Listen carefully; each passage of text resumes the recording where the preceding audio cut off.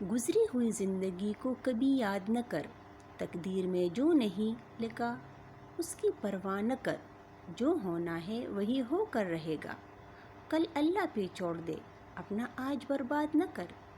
عورت کی قسمت کا انحصار اس کی خوبصورتی یا تعلیم پر نہیں بلکہ اس کی زندگی میں آنے والے مرد پر ہوتا ہے۔ میں نے خوبصورت چہروں، پڑھی لکھی عورتوں کو تشدد سہتے اور ان پڑھ خواتین کو راج کرتے دیکھا ہے۔ چھری نے اسماعیل علیہ السلام کو نہیں کاٹا، آگ نے ابراہیم علیہ السلام کو نہیں جلایا، مچھلی نے یونس علیہ السلام کو نہیں کھایا، پانی نے موسیٰ علیہ السلام کو نہیں ڈبویا۔ اللہ پر توکل کرو، بے شک اللہ حفاظت کرنے والا ہے۔